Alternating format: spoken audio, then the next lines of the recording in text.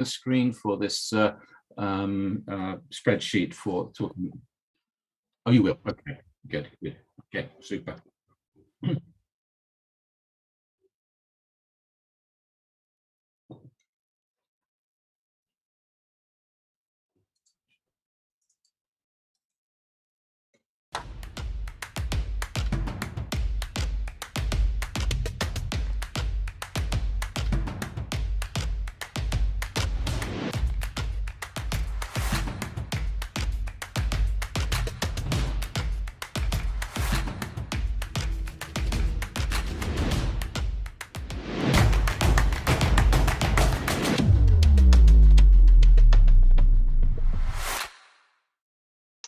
Hello and welcome to the weekly MG EVs podcast, streaming live on Monday the 16th of August 2021.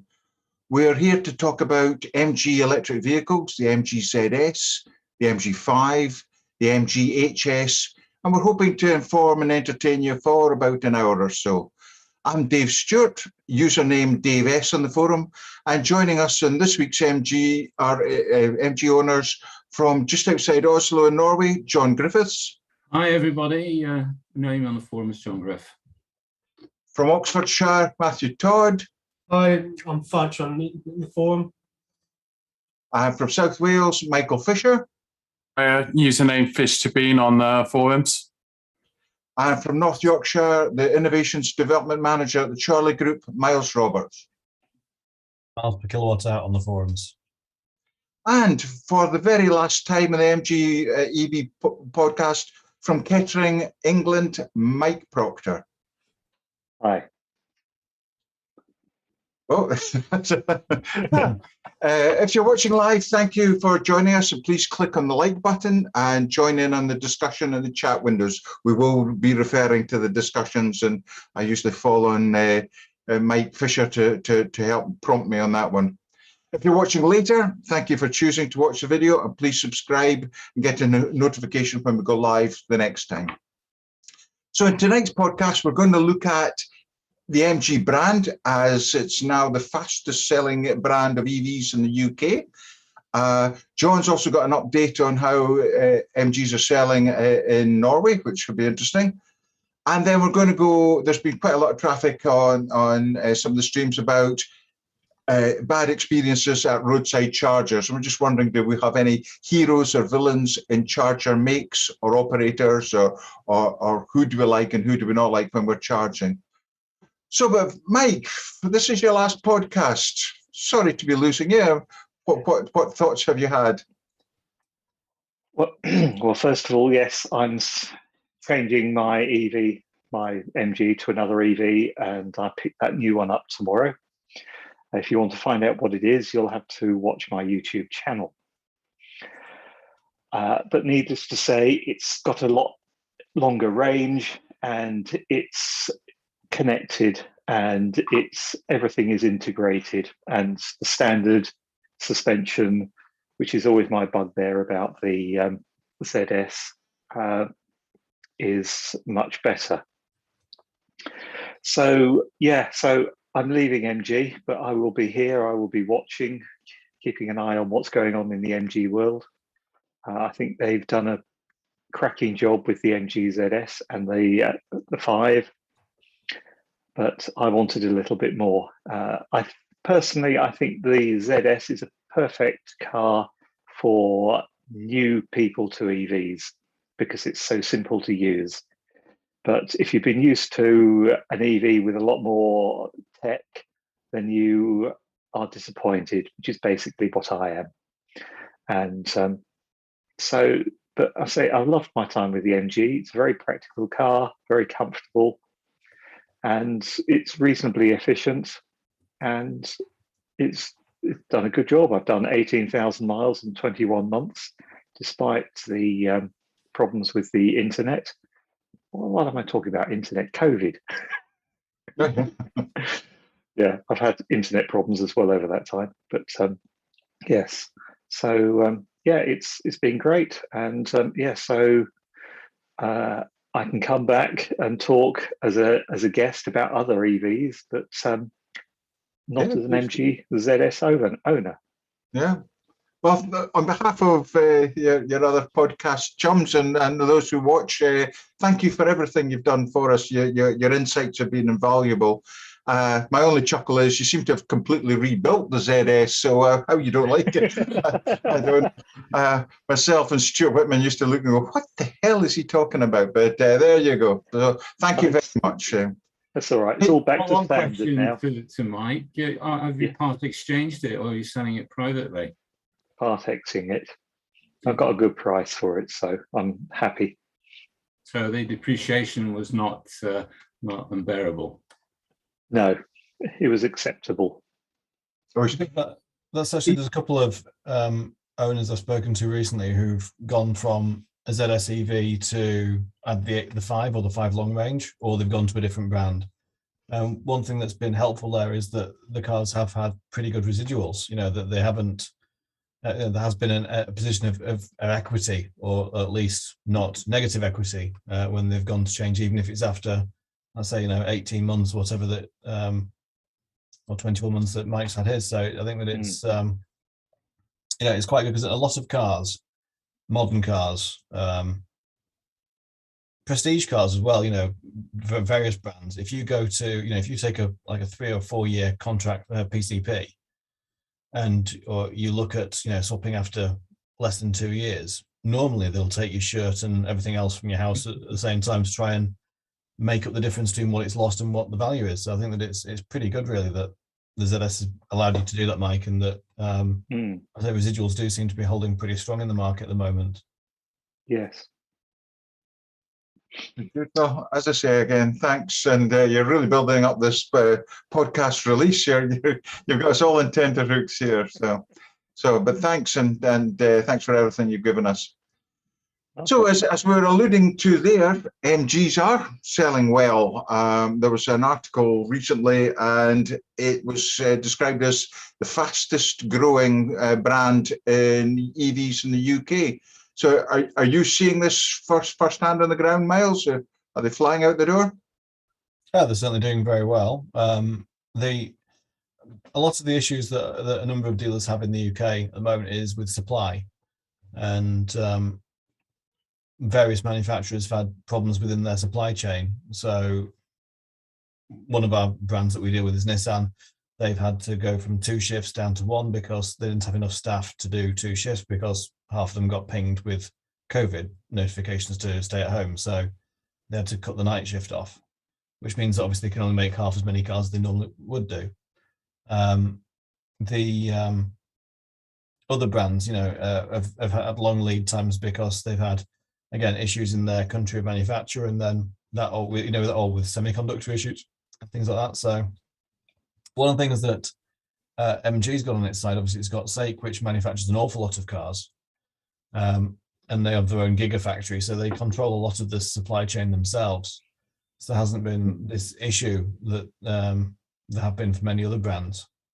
So so MG's itself being able to supply 3,000 cars on a boat from China this month means that there's plenty of supply for the 130 dealers that are currently in the UK, and we can continue to sell, and it gives you confidence to sell cars. You can advertise a car for sale and know that a customer is going to have it when they want it, which is generally fairly soon after they place an order.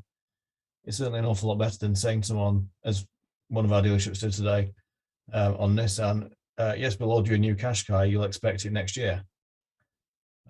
Because it's, we're in August, and saying that it might come January or February 22 is a long, long way away. And it gives them, of course, it gives people opportunity to go, okay, well, maybe I want a car sooner than that. Maybe I'm going to go to a different brand or a different thing, and I'm going to cancel this order once I've got the other one sorted. So it is, we're having strong orders on all the MGs, to be fair, not just the ZS EV and the 5, but also we've had some HS PHEV sales, we've had some quite a few petrol sales on the ZS as well. But undoubtedly, still for us, EV, MG, ZS EV, and MG5 is where it's at numbers wise. Since the announcement of the MG5 long range, or pre-announcement by me, Yeah, the sales of that have been growing very well. I've been driving one a couple of weeks now. I took one down to the show at Gaydon in the UK.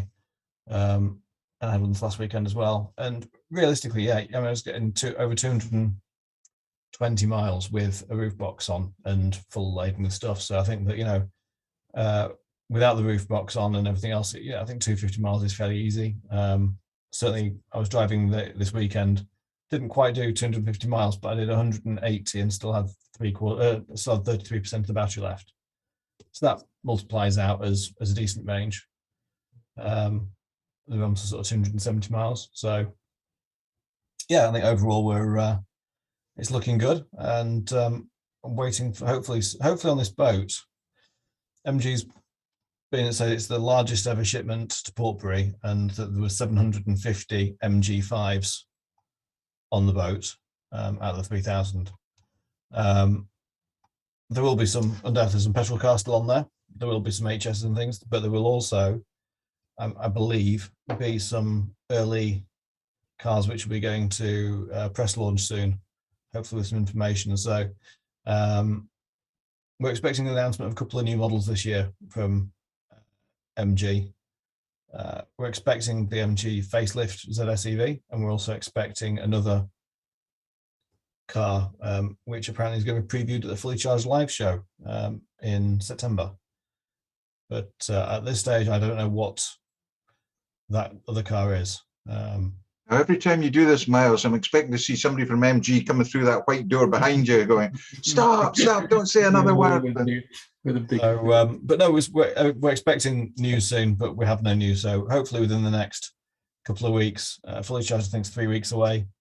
So hopefully at that show we'll be able to find out what MG has up its sleeve. And I hope that it's another model that's fully EV that we can get behind and welcome to our podcast and have people, you know, talking about this as well. Yeah. But yeah, So, no, I think you initially flagged up the article that Stuart's got up on the side panel just now. Some pretty good figures there from what you were telling us earlier. yeah, no, we're selling a lot of cars, and compared to some of the other franchises that we're having, you know, MG is a very strong seller for us at the moment. Mm-hmm. When you consider that MG, you know, obviously we've got 5 Nissan dealers and 2 MG franchises. An MG, you would typically think that an MG dealer would sell less cars than Nissan dealer. But on our sites, which are dual franchise, we're seeing probably equal sales across MG and Nissan. And some months we've seen higher sales on MG. So relatively new franchise for us. It's been, you know, going sort of 3.5, 4 years, but without selling the Nissan dealers that have been going for 25 years. Mm-hmm. John, were you saying earlier that that'll make 16,000 you read on the road? yeah, it was 16,000 cars sold in the UK up to the end of July on that in that article. And was it a 67% or 70-odd% increase over what was it? It was 67, yeah. 67.5.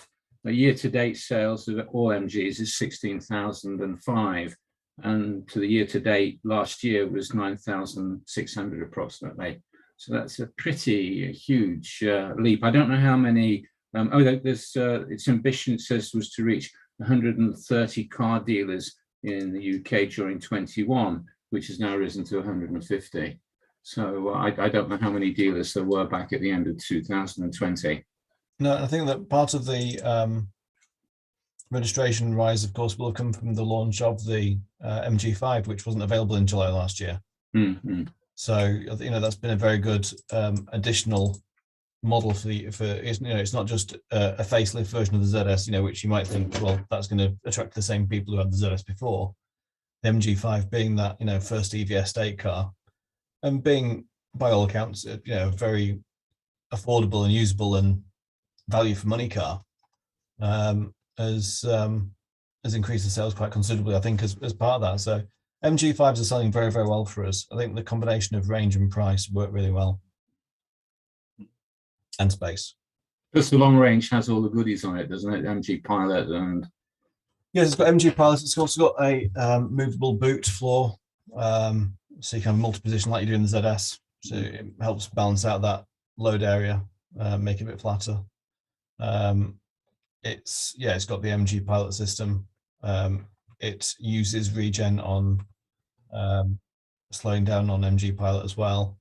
It also calculates the range, the efficiency differently. So in all the other MG EVs, we were at this point the other week actually that in like a Nissan Leaf, if you set off from the top of a hill and drive to the bottom, it'll show like 99.9 miles per kilowatt.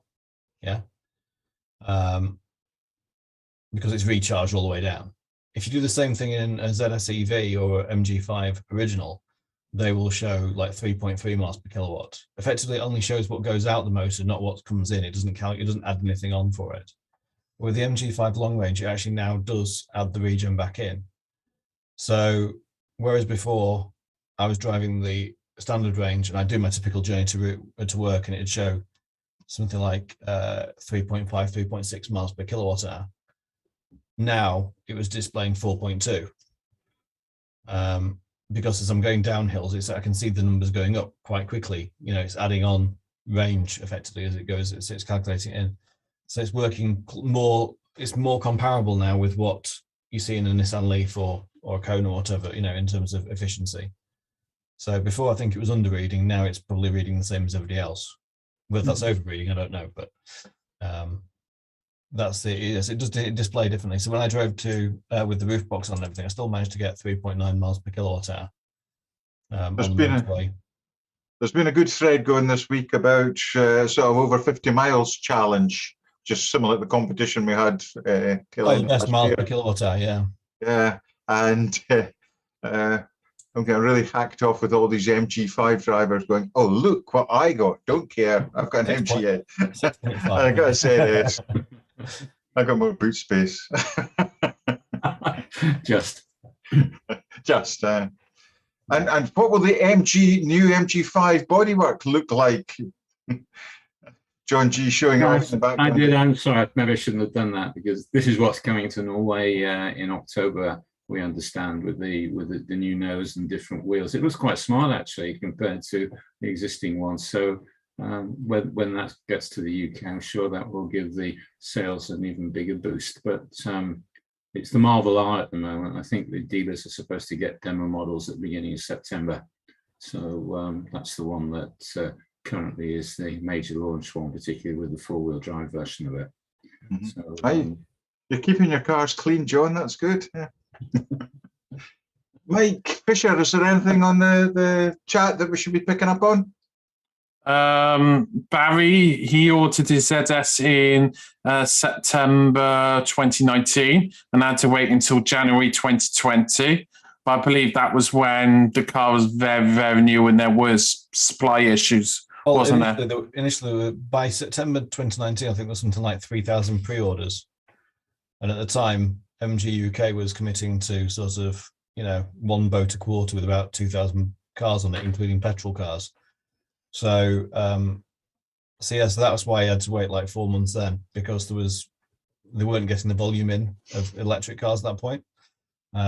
Obviously, the ZS has been out a while now, and they are selling very well, and we've got stocks in the UK, which helps, I suppose. But when the ZS first came, the first cars landed in September, but they'd effectively been sold in July because there was like quite a long pre-order period for the first ZS EV.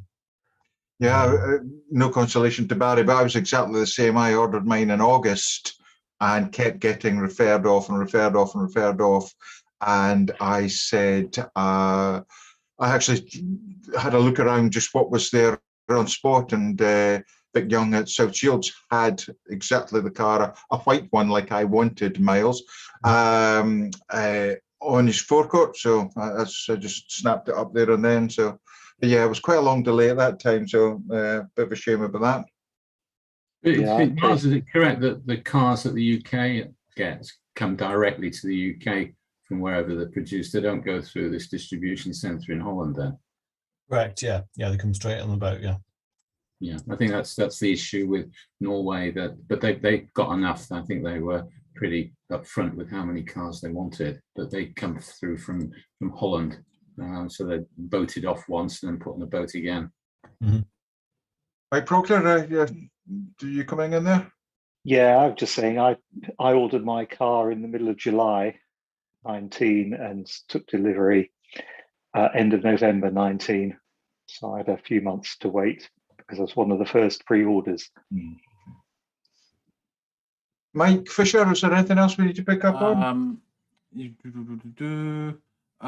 Just a random chat about MG workers pulling miles off, and then with the BBC test screen popping up. Oh, a new one. Whilst on the subject of regen, while rapidly slowing in regen mode 3, the brake lights do come on. Just correcting a forum post.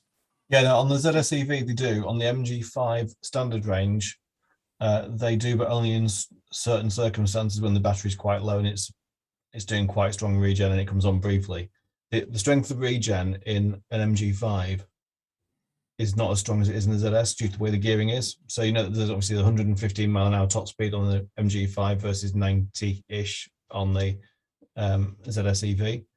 And that gearing also means that when you're doing a lot of regen, it creates a greater braking force from the motor on a ZSEV compared to if it's lower geared, compared to a MG5. So the MG5 very rarely puts the brake lights on in regen mode 3. The ZSEV does quite frequently. I've seen somebody else has just put a comment. If the MG5s on that were all long range on that boat, had the long range been in manufacture well before it was launched? Yes. So the demonstrators that we got 2 or 3 weeks ago would have been manufactured 3 months previously in order to make the boat come on from China. So yes, they do quite well at sort of keeping stum on things and literally put them in the water and then go, this is where you are, you know. But by the way, just on regen, I've stopped using 3 around town. Bless you. Yeah. Oh, I didn't mute it. Bugger, I tried to unmute, sorry. Yeah, I said that I've stopped using regen 3 around town and just gone back to 2. I find it sometimes my wife goes backwards and forwards, you know, with it. It's a bit too powerful for the 2 for sort of local driving. I think is better. In fact, maybe even 1, but 2, 3's too sharp. I never thought I'd say that, but I think it's just it's over braking. I agree with you, John. I've gone down to usually 1, sometimes 2, but if I forget and put in it's on 3, I get quite a shock. So. Yeah, it's interesting. The Audi e-tron I got does it. You can set it to automatic, and it reads the traffic in front of you and brakes automatically. So possibly because I got used to using that rather than the paddles or anything that you have like you have with the Kias and others. So but just a comment. I thought I'd say go away from 3 and lower it down to 2. Matthew, remind me, is it ZS or the 5 that you've got? I've got the 5. Have you? Right, okay. Yeah, and I personally leave it in regen 3 all the time and just carefully play with the throttle. Yeah, that's what I do too. I very rarely take it out of regen 3. Just feather the throttle. Yeah. Gives the same effect as 1 or 2, but you just need more precise throttle. And it's quite nice having the 1 pedal driving sort of style on that. It's really quite nice. Yeah, I had the Leaf 40 before this with the E pedal, and that had true 1 pedal, and it was very, very good. It automatically brings the brakes in right at the end, and it was very good. And I do miss that. So on behalf of Stuart Whitman and Sean Cullen, I'm going to ask, how do you feather the throttle for newbie drivers? Practice. You put right on the pedal, basically, yeah. Yes, it took me about a month or so to get used to it, but I was always quite a careful driver, trying to always maximise the fuel consumption back then. So Miles, what did you say? What do you do with the pedal? You just push it a little tiny bit.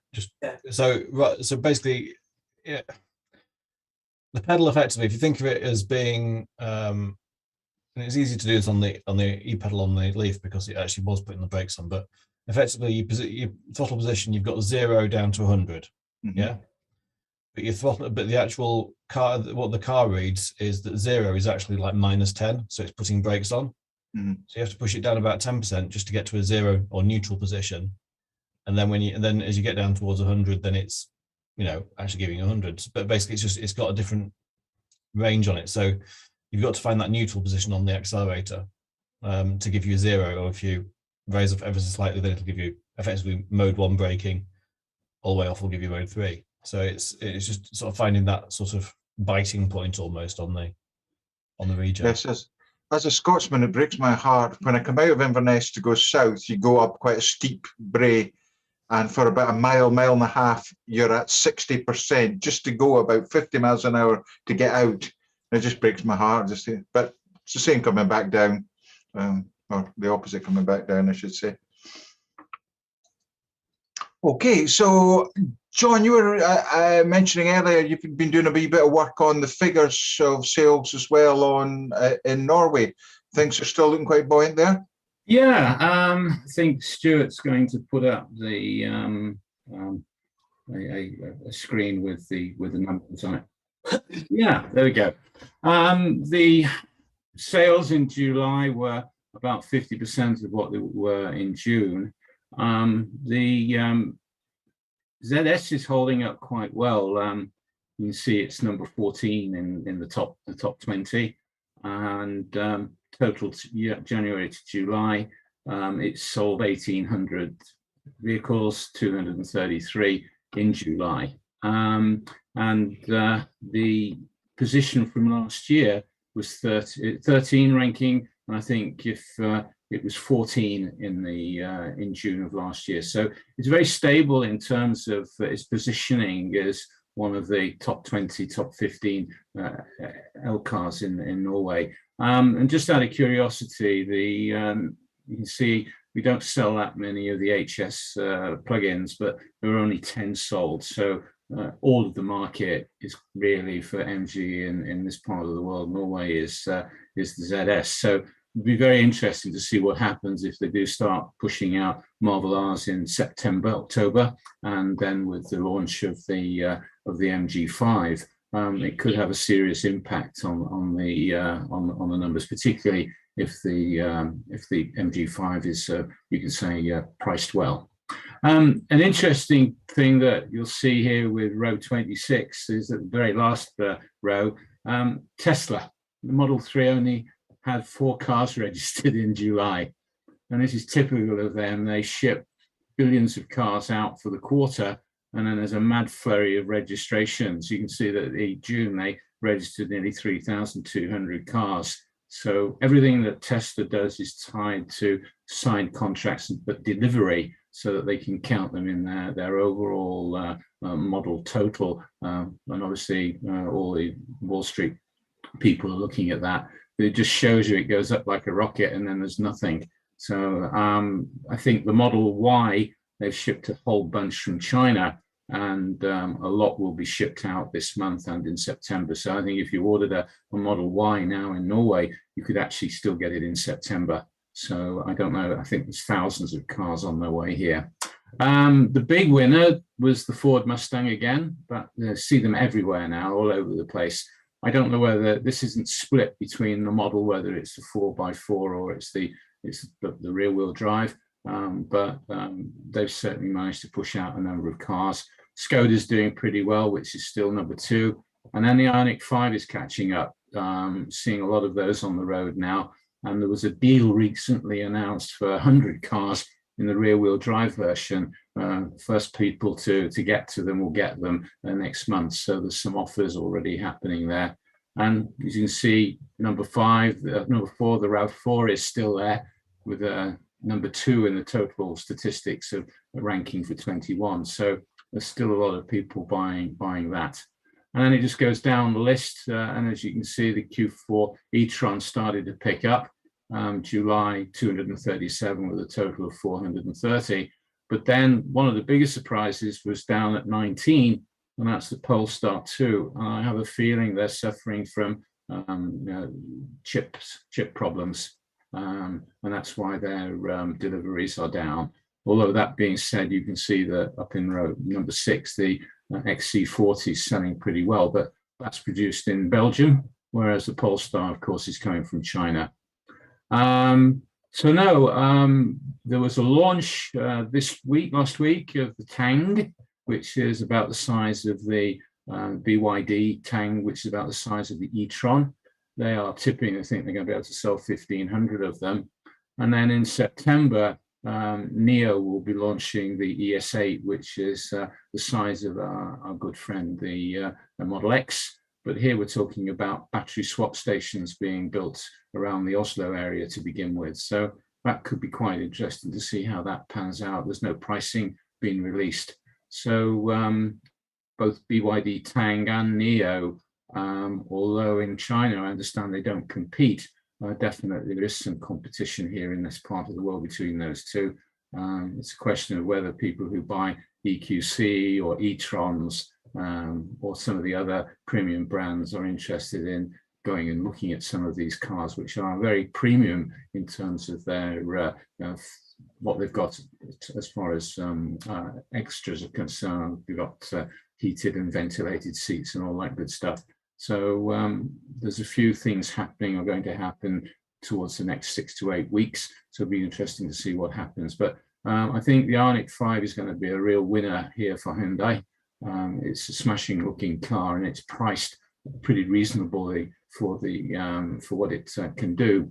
And certainly it charges really rapid because it's got this 800 volt system. So it can charge at the same up to 225 240 kilowatts. So it's really something to be seen when it's plugged in. So as I say, interesting to see what happens towards the end of the year with MG.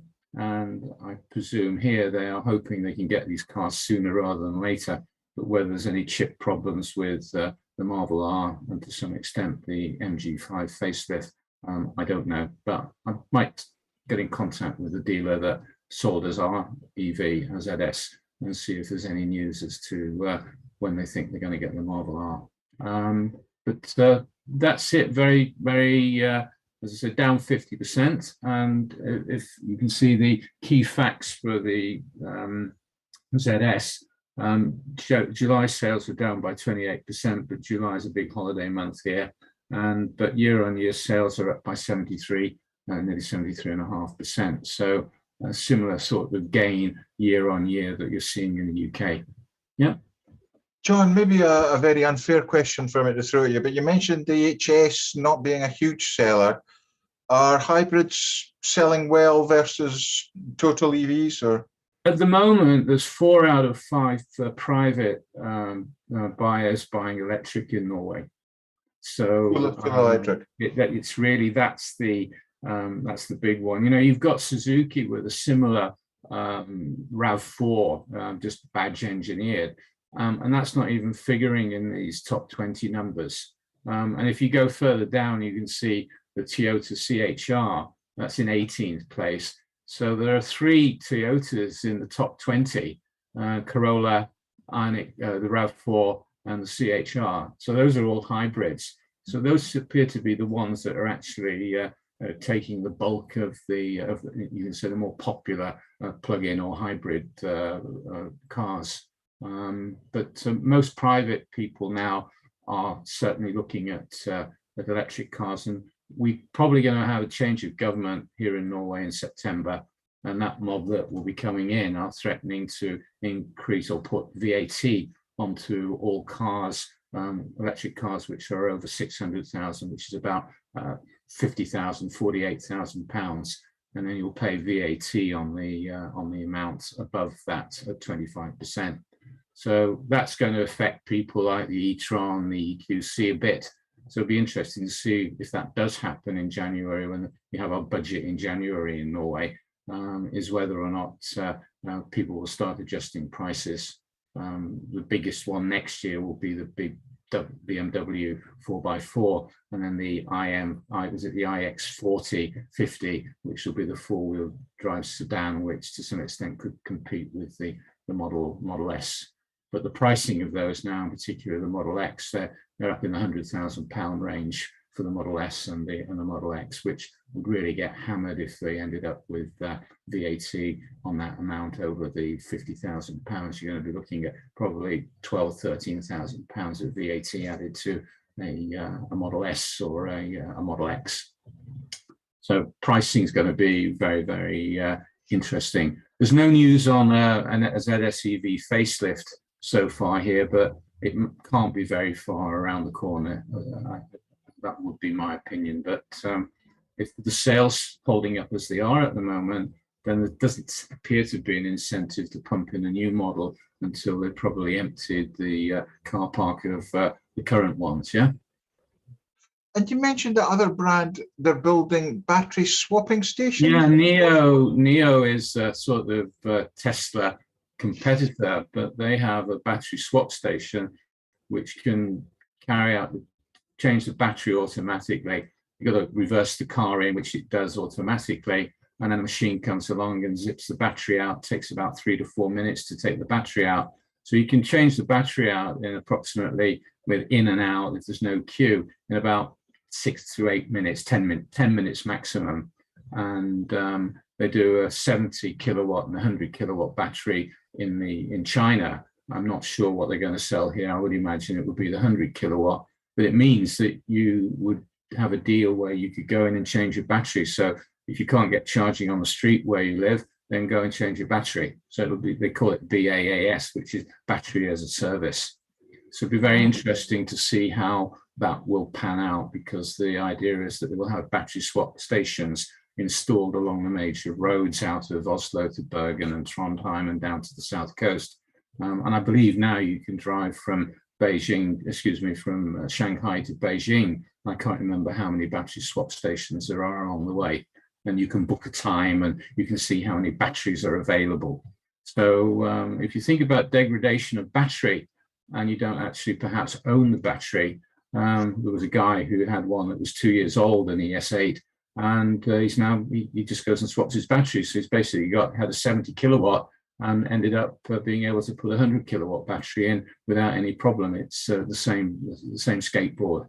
So it'll be interesting to see how that pans out over here when they do the big launch. I believe there's a launch in September.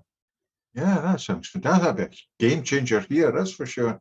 Yeah, bearing in mind what you've been talking or going to talk about when it comes to chargers a bit later. Yeah, and somebody had done a test as to how many batteries they could charge or change in terms of kilowatt hours, and it was more than a Tesla supercharger with the new 300 kilowatt in terms of the number of cars that could be charged in a day.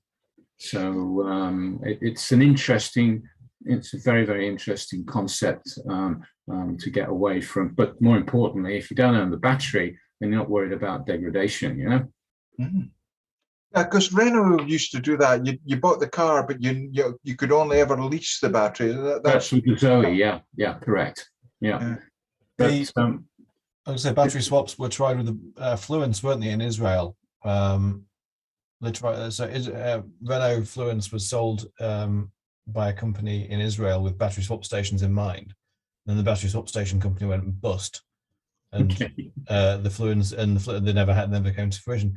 The problem I've got with battery swap stations is logistical. Of once how many batteries do you need to have at a station to be able to guarantee that you can do everyone that turns up, and how do you recharge them quickly enough then to put them into another car fully charged? So I know you need a big selection of batteries, and obviously it's helpful if they're all exactly the same battery capacity and size and everything like that. But if you've got different models with different battery capacities, then you end up with, MG, for example, if we tried to do battery swap stations for MG, you need the 44.5 for the ZS, you need the 51, the 62, the potential new battery that may be coming or not for the ZS EV facelift, and other electric cars that may come as well. And so you end up sort of having 3 or 4 variations of battery pack.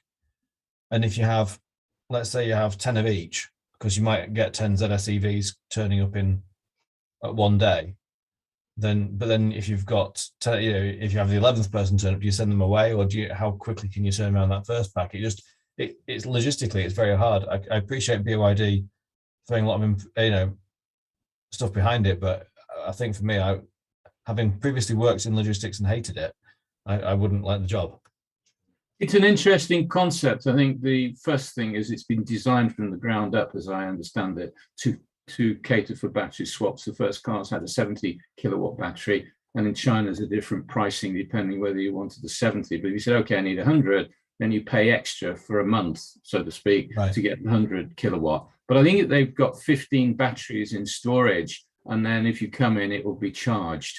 So, it's an interesting concept at the moment. It's a question of what do you buy? Do you buy the car without the battery or with the battery? There's no information as to how it is. But my understanding is that NIO don't own the batteries. It's a separate company that's been set up. Is it CATL or one of these big groups? So they're financing the batteries. So it seems to work in China, and it's got its own ecosystem.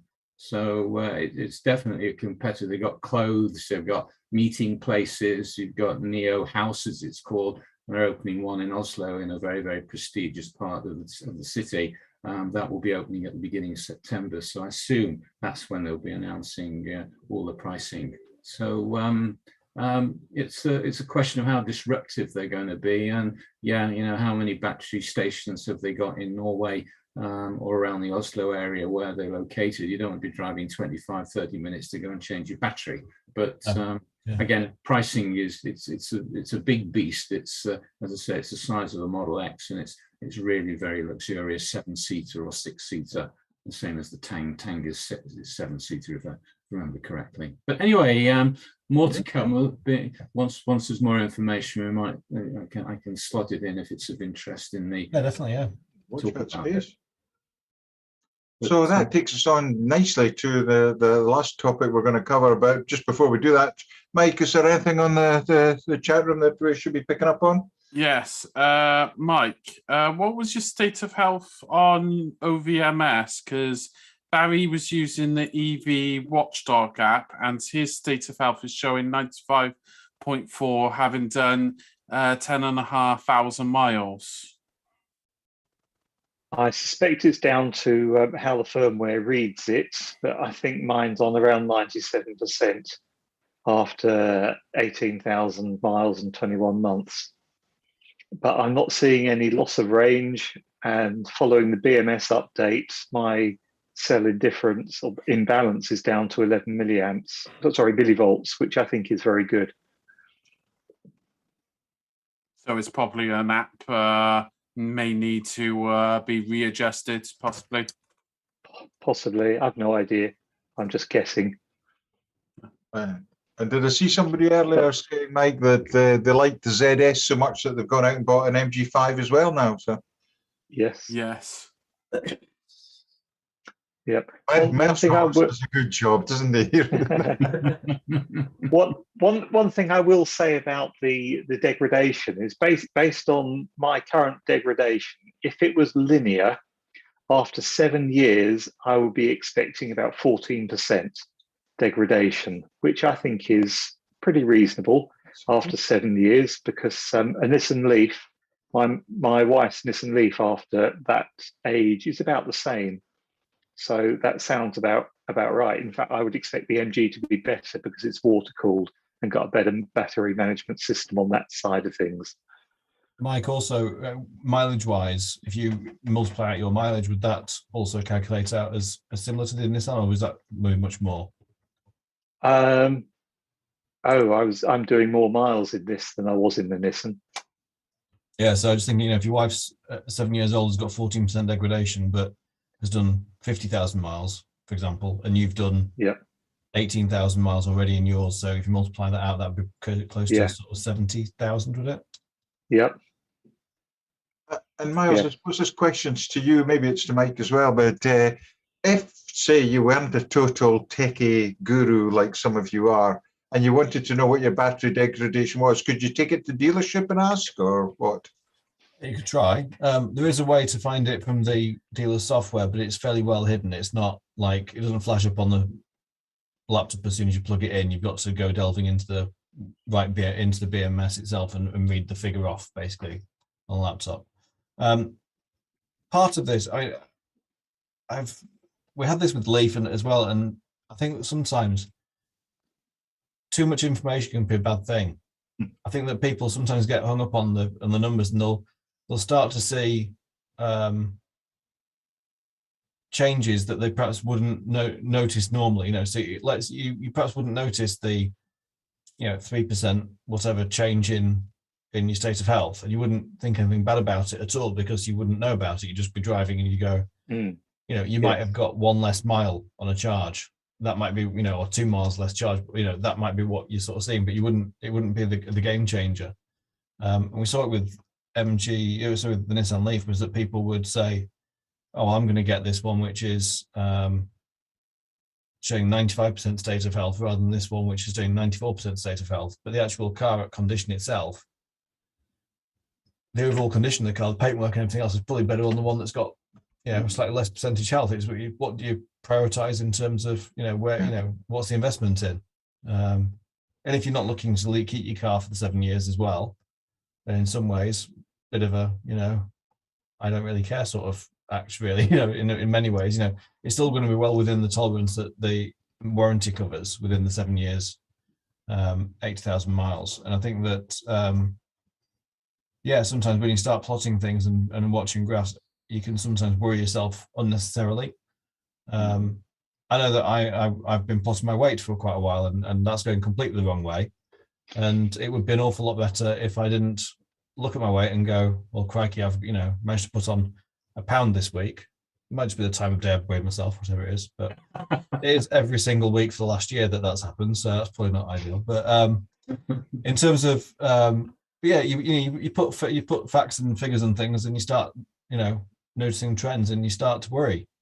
And so in some respects, it's better to be in blissful ignorance, apart from the fact that your buttons start to spread when you can't do them up. But it's so 96%, 94%, whatever it is, 95% on Barry's thing. It could just be that the software algorithm is incorrect. It needs to know which version of BMS is on as well, whether it's on the latest version of BMS. Perhaps it might be that if they haven't updated all the ECUs on the car, that it might be that it's causing some confusion somewhere because it's reading the new lower voltage limit as being degradation instead of actually just where the limit's been set to. Don't panic. Don't believe everything you read on the thing either as well. And I'd say just enjoy the car, drive the car, and enjoy the car. And if you're not enjoying the car, then come see me next month when we can sell you a new one. Yeah. I think if I remember correctly, when we had our Nissan Leaf and it went into service, I think one of the reports that you got back from the check was actually what the percent state of health was. So on Nissan Leaf, they only ever used to give you a bar chart and say it was 12 out of 12. Yeah. But 12 out of 12 covered everything down to about 87%, I think it is. Okay. Something like that, yeah. 86, 87%. So effectively, you could have had 13% drop, but it was still showing full capacity on the Nissan report, which is, lies, damn lies and statistics. Yeah. Well, one thing with the most noticeable with the 24 and 30 kilowatts leads were that people were able to rapid charge them and see their state of health go up. And then they charge it normally for a few weeks and it would start to go back down again, and it would yo-yo. And that's just poorly written BMS. I think the 40 was a lot better, and that only ever went down. And it's consistent, whereas the 24 and the 30 were inconsistent. And so a lot of people come from that. Anyway, over to you, Dave. Mike Fisher, anything else just to pick up? Is I think Dave Bell, good old Dave Bell, is agreeing exactly with Miles there that it can be. He's agreeing with what's it called? Nissan's were bad at reporting battery conditions. The only other thing, and it is moving on to our next topic, is some MG5 owners are reporting issues with charges around 93 to 95%. Yeah, so Peter's brought this up on YouTube saying that there's been some reports of people hitting basically if they use a rapid charger and charge to a high state of charge like 93 to 95%, then they get a fault when they unplug the charger and they have to disconnect the battery or restart the car or whatever to clear that fault. And he's asking, are MG aware of the issue? So my advice is basically, I don't know if MG are aware of the issue. I've not seen the problem myself. And I've not been made aware of any of my customers at my branches that have had the problem. But if people do have the problem, rather than going on the forum and saying this has happened, it's probably better if they go to the dealer and give examples of which charger they were using, what percentage it happened at, you know, go to the dealer and get a download of an error code from the car, because there should be one stored as a historic fault, and send it through to MG so that they've got examples, because without these examples, it's really hard for MG to know whether it's happening on just charge point Genie or whether it's happening across all different chargers or whatever. But so I've not had the problem, but I've also not been charging to 95% on a rapid charger. Yeah, what's the point? Well, yeah, I mean, you don't want to, I mean, you shouldn't, in the same way, you shouldn't really get sort of, you know, penalized by a fault code for charging to 95%. But, you know, if you get stuck in a long queue at KFC or whatever vegan place, Mike, you could, you know, you get back to the car and find that it's errored. I charged no problem at all on Ionity the other day. I did have a problem with the new grid surf chargers. I think that's one thing we're going to talk about, David, about potential issues people have seen with certain networks. So yeah, there's been a thread that's running last 7 to 10 days or so, just folks starting to report roadside chargers not giving them a charge. What I thought would be really useful is just having a bounce around. How often do each of us charge on roadside versus charge at home? And do we come across problems? So, Matt, if you don't mind, I'll start with you. Roadside versus home, what's the percentage of charging? I primarily charge at home, but then I have done quite a few sort of like 200, 300 mile trips recently, this and the other. So it's, when I do the long trips, I'll go and use the rapids. But most of the time I try and charge at home or use the slower chargers, destination chargers and stuff like that. I haven't had a problem with the 5 at all yet, but then again, I normally disconnect about 85%. Okay. Mike Fisher? Mostly at home charging. I did have one little trip up to Birmingham and Pod Point pretty much in Birmingham on a 7 kilowatts, and that got me to about 90%. And then on the way home, I did try and stop at a Ecotricity, and that didn't work. But then I just limped it home and got home with about 5% battery in the end. I just thought, you know what? By the time I got to another rapid, it was just like, I can just eke it out. Yeah. Mike Proctor, what's your split? Mostly at home on solar, occasionally overnight charging, topping up.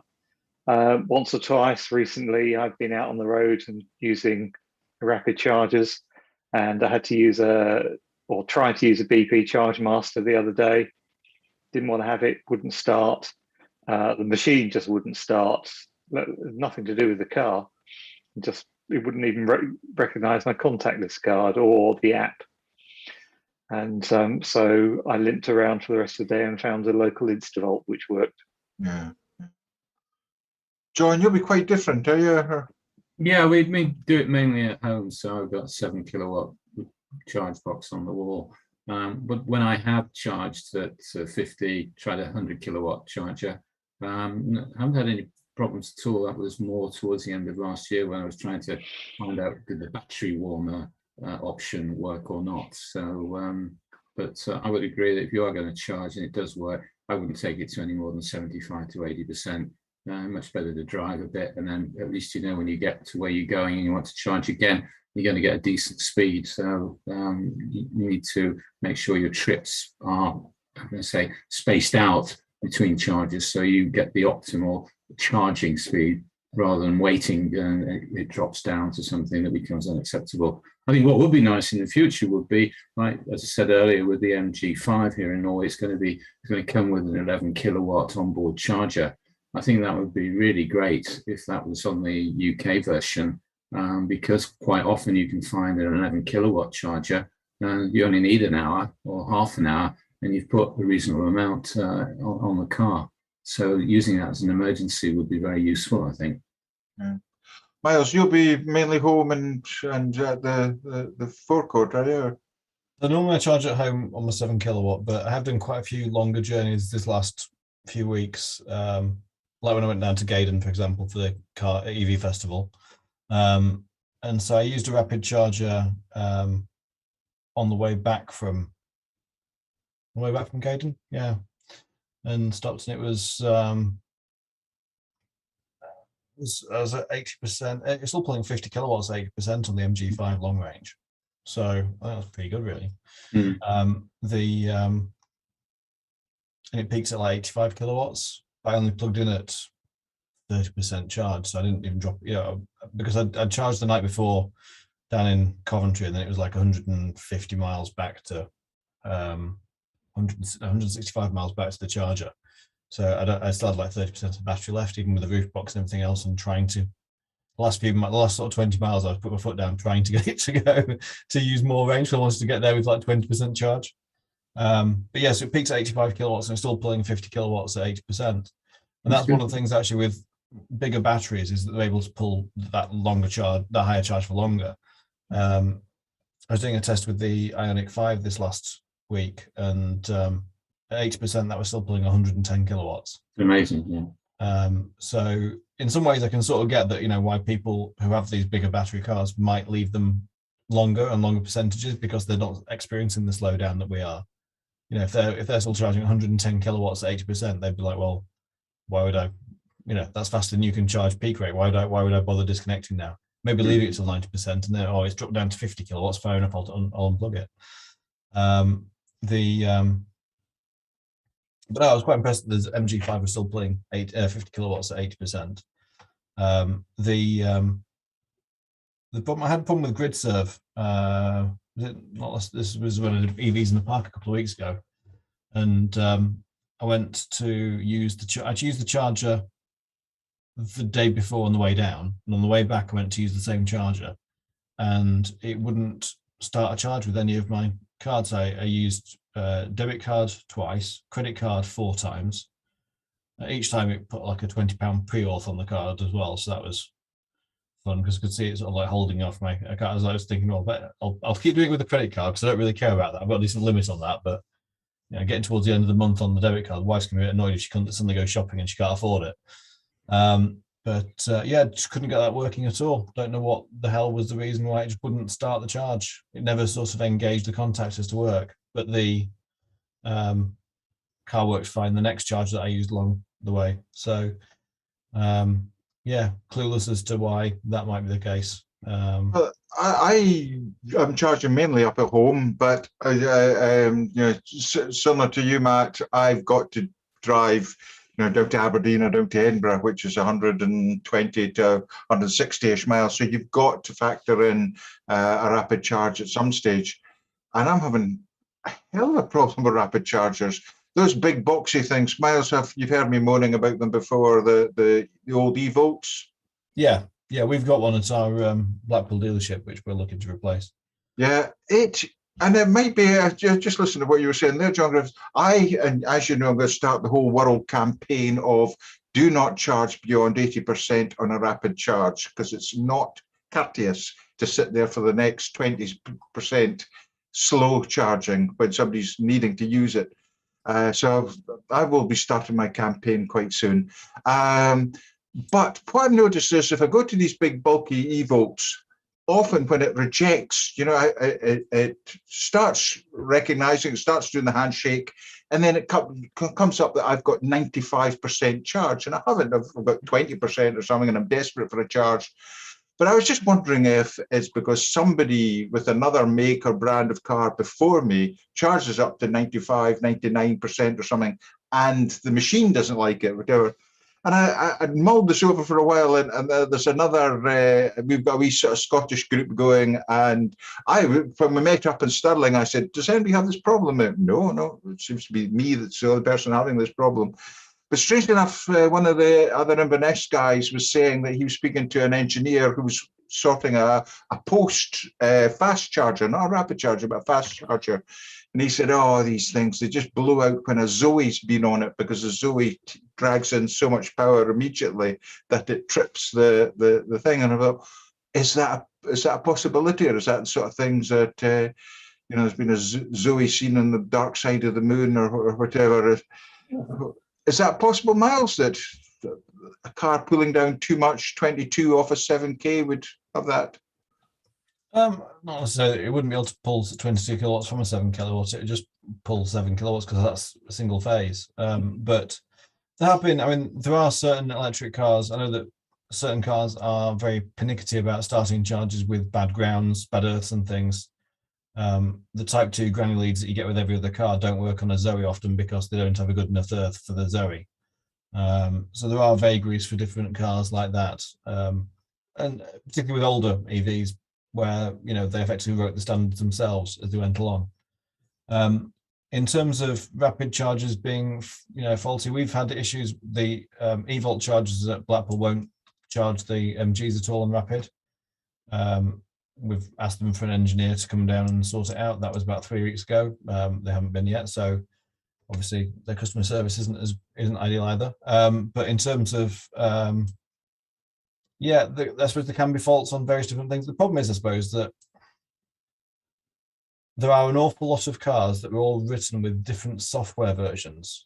I think is probably the issue. So even obviously within MG, we know ourselves that we can have lots of different versions of BMS, and the cars on the ZS, for example, some of them will charge to 450, some will charge to 455 volts, for example. And that's the same car, just using different software. So I think there is an issue potentially when some of these particularly older infrastructure things haven't been updated to the latest version of firmware and software. And they're talking to the car, and they're perhaps, one speaking a dialect that the other one perhaps isn't quite following exactly.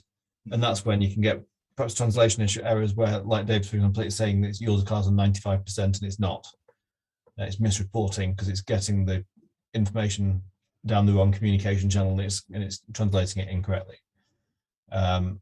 So I think that's probably more likely the case, that it's a communication fault in that respect, and it's probably, it could even be like something like a slightly wavering earth on one of the 5-volt feeds for the communication bus on the rapid charger. He's got a slightly wavering earth.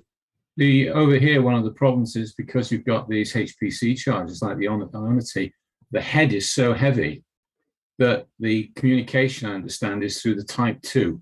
Yeah. And you've got to hold it, if you like an e-tron or something like that. But it could, just because it's so heavy, it's falling out, so it's not making the contact. So the recommendation is hold it in and wait. Right. So even on Ionity, my e-tron takes two and a half minutes before the handshake is complete. And they recommend that you should hold it and push it in until the handshake has been completed.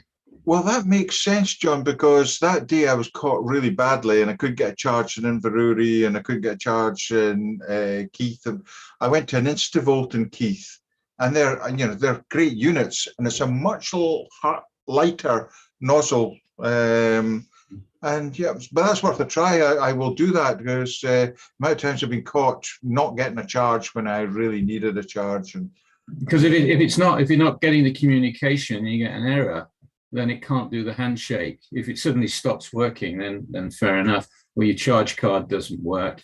But try pushing it and holding it in with the push into the top part of the type 2 to do the handshake. But that's the advice we get here when it doesn't work.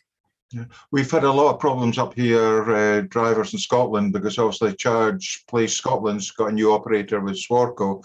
I think the handover hasn't been as smooth as we'd have all hoped. There's quite a lot of complaints that chargers either weren't working, or you couldn't get in touch with the helpline. But it's all pretty anecdotal. My apologies to Swarco if that isn't 100% fact, but we're hoping through EVA Scotland that there's going to be an update before the end of the month, just what the status is. So, but there's a wee small Scottish subgroup, and they were saying that folk are running into trouble, just not getting a charge or whatever. So a lot happening there. So we'll watch that space. Mike, before we wrap up, because I know the time's cracking on, any other points in the chat room that we should maybe? Yes, Barry's daughter had an issue where there's ZS in the peaks, had only 6% battery, but when they get to the 8 bays with the 7 kilowatt posts on the multi-use bays, they were all iced, so he couldn't then, or she couldn't charge, which is another issue. And I've seen on, I think Facebook Wales EVs, people just fake charging, where they're plugging in the charger and then just leaving it and not activating the charge point at all, just so that they can park in that premium space. Oh, that's not good. Um, And for the first time ever, about 2 weeks ago, I was double iced. One, it was just a post charger, a fast charger, and 2 ice cars blocking it. I was furious, but yeah. no, that's Yeah, I had an issue with the guy. I had an issue with the guy in a Corsa is in Keswick running with the Ionic, and there was 2 7 kilowatt chargers and a rapid charger in the car park in Keswick. And when I got there, there was a Polestar on one of the 7 kilowatts. There was a Mercedes plug-in hybrid using the AC on the rapid charger, presumably because they didn't have a cable supplied with the car to use the Type 2 charger. And I wasn't desperate for a charge, so I chucked it on the 7 kilowatts because we were just going to go get some lunch. When I came back, the Mercedes had gone, but there was a space there for the rapid charger. And then this guy in a Corsa came looking for a space, petrol like 1998 Corsa. And he pointed over at I could see in the car, him and his girlfriend, he pointed over at the spaces and she shook her head, and he drove over there and reversed in between the 2 spaces to block both spaces in front of the charger. And then got out, and I shouted over to him. I said, "Are you planning on being there long?" He says, "Yeah, probably." I said, "Because I said there's been a ticket. There's a ticket inspector coming around and said making sure that cars are plugged in and charging." He goes, "Well, it's got an effing battery, hasn't it?" I said, "Well, so's your phone, mate, but you're not charging it, are you?" And he says, "Don't give it." He says, "Do I look like I give a F?" And just walks off. And I was like, Jesus Christ! Just he's literally blocked 2 spaces in front of the rapid just because he's. And did you ever find out who let down his tires? It was the chip wrapper rubbed all over his door handles and windscreen. Nice one, Mars. No, it's just some people are horrendous idiots, and they want to start an argument, and they want to be provocative, and they want to be an a-hole for the sake of it. And that's just I was proper upset with that, but the guy was about 6'4", and I was wearing this garb and started to do some things. Didn't want to get in a fight. I bet you will be the first person to complain when you park an electric car in front of a petrol pump. Oh God, yeah. No, I mean, he'd be the first person to complain about a lot of things, I'm sure. Probably thinks that, probably one of these people that just thinks that, we're out to freeload and get free parking and blah, blah, blah. And, it was just obviously doing it to be narky. But as long as people like that are out there, we're going to have issues with charging, because until they are in forecourt scenarios where it's a lot more obvious and people are swarming around you and it's not the sort of place you'd want to leave your car to park for a period of time, until you move to that grid surf forecourt layout or yeah, that sort of layout, I think there's going to be an issue. I think because as long as we're in car parks, people are going to be like they park in disabled spaces, they park in parent and child spaces or whatever. Some people do it just because they think it's funny to do so. Mhm. Oh, well, don't worry, Miles. That'll be my next campaign. Once I get my discharge up to 80% on rapid going, I'll get onto that. That's So that's, I'm just seeing the time, guys, so we'll maybe just wind it up there. So before we go, as ever, there's a few things I want to bring to everybody's attention. Thank you to all our premium members for your support, and welcome to some new premium members. They are EV Lover, Elec Car Ost. I'm wondering if he comes from Australia or Austria, we'll never know. Goofy, MJ224, Dave A70, Septian, which does sound like a 70s rock band, Alan26, Jake, and Simon D, or Simon D. If you'd like to support us, please consider taking up the Premier membership. It's only £3 a month. It gives you the Premier membership badge, the ability to upload a profile banner, the famous MG red theme, and of course, a 10% discount on all MG EV merchandise. And then there is the knowledge of knowing that you're helping support this community and this podcast. And again, please look at our merchandise. There's a link there in the side menu. Please have a look at that. So thanks for everybody for joining us. I'd like to thank Matthew. Thank you. Mike Fisher, as ever, thanks for looking out on the board as well. Evening all. John Griffiths from just outside Oslo. Thanks for watching, everybody. Take care. Miles Roberts, again, thanks very much, Miles, for everything you've contributed. Cheers, thanks, guys. And thank you and farewell to our dear old pal, Mike Proctor. They're saying put on a BBC test card instead of you, but no, you've been helped us. We do appreciate everything. I haven't understood half of what you've told us over the last year and a half, but thanks for everything, and happy motoring to you going forward. Pleasure. Good luck, Thanks Mike. everybody for watching, and we'll catch up with you next week. Take care.